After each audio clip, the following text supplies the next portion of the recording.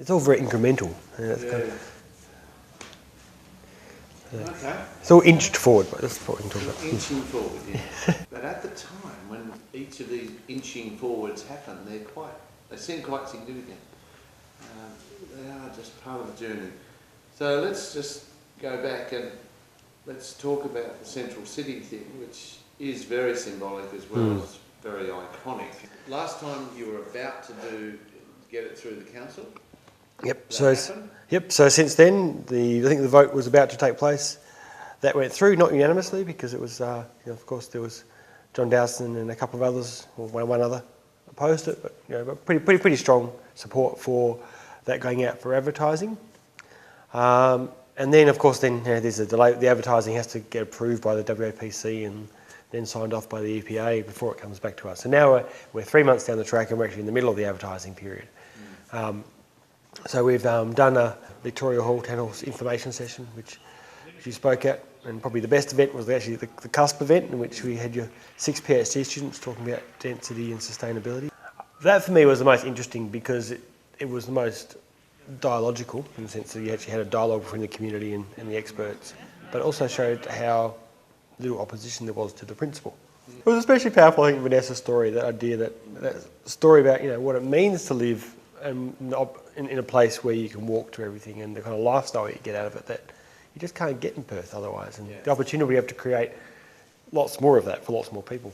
So I actually came away, it was interesting, because before then the battle in my head's always been, how do I sell this, how much do we have to reduce it to get it through? And I kind of came away from that going, actually, this is, the danger now is really that we've undercooked it, we're not actually doing enough. Everything goes according to schedule now. How long before you can actually gazette this and get it out? So we've got the interactive community consultation coming up with all the buttons and the technology.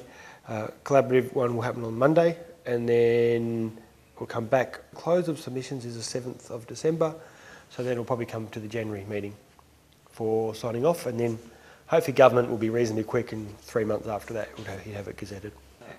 It's not going to be a case of just because you've done this, now that everyone will rush to do something. I mean, as we sit here, we've got Italy teetering on the edge, and you have that real sense of you could do all of this and nothing could happen for 5 years or more, because the economic conditions aren't right for it.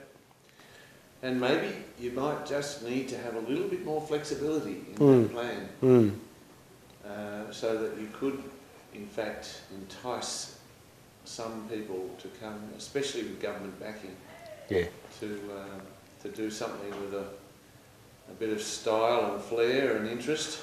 And I think that's where the Point Street development is going to be key, because they're the ones that we can actually control. So the King Square, which is this one on Point Street, where we're the owners, or the majority owners, I mean, council can act like a government should and say, well, we're willing to lose a dollar cost in the short term for longer city making in the long term. And I think that that's going to be some of the key questions we have to ask in the next 6 to 12 months is, do you sell Point Street at a 20% reduction to guarantee a development? And I'm certainly leaning towards that at the moment. Partly the fact is that Fremantle's reputation is it's hard. Yeah, that's right. And I think, though, interestingly enough, we're starting to see that change now, and I guess it's been interesting for me to watch in the last couple of weeks, where you've got a lot of consulting firms now kind of ringing the city saying, can we come and talk to you, like your GHDs and the like. Yeah, because I think they realise this is where the work might be, so they want to be part of it. Inches forward, though. It is. It's all about little small steps. I mean, and like Linda and I went to the Property Council and gave a talk in the city, on Fremantle for that very reason, just to try and get it out there. Because I think ultimately you've got to, it's probably 10 to 20 years of built-up perception that it's too hard, and so it takes a couple of years to really convince people that that's somehow shifted. Actually, so I had an update a couple of days ago. The negotiations are going pretty well, by the sounds. This is a negotiation between the property owner, Serona Capital, and between Myer. When they reach a point where they can't budge anymore, and if you've got a gap, in terms of what it's required, then come to us and we can work out whether we feel it's appropriate that we can find some way of helping close that gap. And it's a bit of a question for us in terms of how much do you pay to keep a Myer? is it, and how much is it worth to a city? I did have a meeting with her this week and I asked her to explain what she meant, on which she couldn't. So I was like, She couldn't. no. So I said, oh, look, this is what we're doing. If you can just tell me which part's naive, then I'm happy to see if we can fix it. That was a bit brutal. No, just straight. It's very frustrating having a local member who, this is the first meeting she's actually had with me probably in 6 months. She's counselled the previous 5, and then just makes comments in the media, half informed and without speaking to you first. And then once you explain it to her, she's like, oh, okay. But my view is, to be honest with you, I think she's not slowing us down. I mean, it's just a shame not to have. I mean, it could be a real partnership. I mean, it could be having someone in her position supporting us and backing us could actually really, it could be really powerful. And instead, what we've got is just, it's just actually is working the other direction slightly. But we just get on with it. As of right, granny flat in the backyard. Yep. Is that legal now? We signed off on it more than 3 months ago, and it's been sitting on the minister's desk for that long.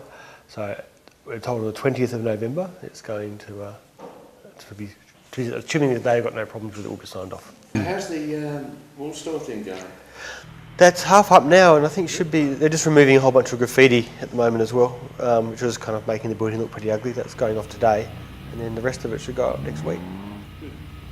It'll take 3 or 4 more years until you get a new development on that site, but having it in the meantime, instead of being an eyesore, actually as a giant piece of art, I think is absolutely perfect.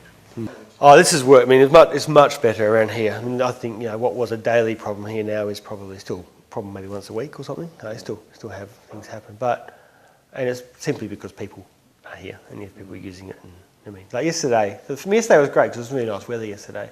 And you had probably, I reckon there was maybe 10 people out with their laptops out in the square using them. It was actually really nice. But all it does is it just, one of the great lessons I've learned is that you don't solve a problem with place activation, you just shift it. And it shifted it. And so then, I mean, interesting enough, it shifted it out towards Coles and the whole Princess May Park area. And those businesses out there are all screaming now. Yeah.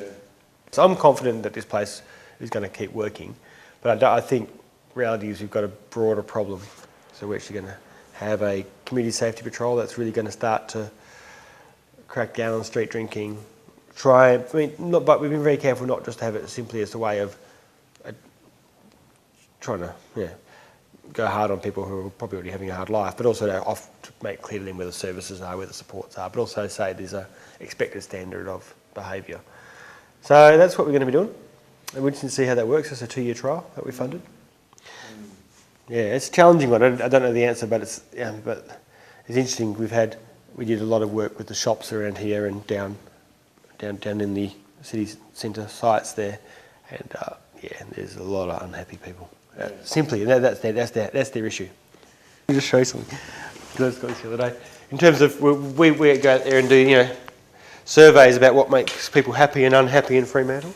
Oh, really? Yeah, and this was a classic, and it just sums it up. So everyone's happy with our rubbish collection and recycling services and festivals and libraries and all of those kinds of things. There's 4 things that are in the extremely unhappy thing, and they are graffiti, vandalism, antisocial behaviour, parking, safety and security. That thing is just quite an amazing little kind of, you get that sense of, they're the ones that are just constantly making people unhappy. You're not going to be able to solve parking for them. But every city in the world says that parking is a problem. Safety and security, well, you're dealing with that. Eyes on the street. Graffiti, well, just got to get rid of it. Yeah. Well, my view is that we need to start getting street art, more street art, and then much more brutal on the boring tag graffiti. Yeah. So hence I like seen our big number. Yeah. Yeah. Big publicity. So the creative, the social equity, and the physical planning, they all come together, really. Yeah, they do, absolutely. Yeah. And that's it. In fact, they must. You can get all your planning right, and it just means that nothing will work because it still doesn't feel right. Yeah. So you've got to. So it is, and that's partly why everything, each little bit, pushing it, trying to get progress in each of those little bits. we had only had good candidates. I mean, that was an interesting thing, an election which I felt entirely relaxed about it because I was like, only good people are running. Yeah, so, and the results were very good. I mean, we've got some really, in fact, I mean, what that really does is actually beds down, in my view, you've got, I mean, 4 more years of a strong council at least now. You know, so even if there was a total turnaround in 2 years' time at the next election, you would still have, you've got enough strength now running through that, so you've got good council. I mean, it really does feel like the change we started with when I became mayor. I felt like we did part of the change. It just feels like it's completed. I mean, so the council now is really... Yeah, it was a vote of confidence in the directions you're taking, really, you'd have to say. I think so. It was just... And by the fact that no one nominated who was opposing what we're doing. Everyone nominated was supporting what we're doing. And that even of those who nominated, the best of those, I think, actually got in. So it was very good. You feel as though the staff is now fully on board? Oh, the staff are on board. I mean, they're just, we've got some great staff and we've got some very local government staff. And that's my challenge sometimes, is just making sure that energy runs through all the organisation, not just through parts of it. So and that's really hard actually, because it's frustrating when you think, come on, this is not very hard. This is just, and occasionally you do see them just playing their natural role of just blocking rather than enabling. Yeah.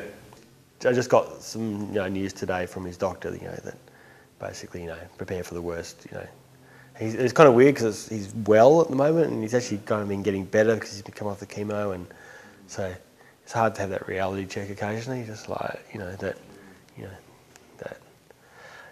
So I just got that news today, so I've just been a bit flat. I guess it's so the scary part. You just feel that scary part looming because he's okay now, but it's just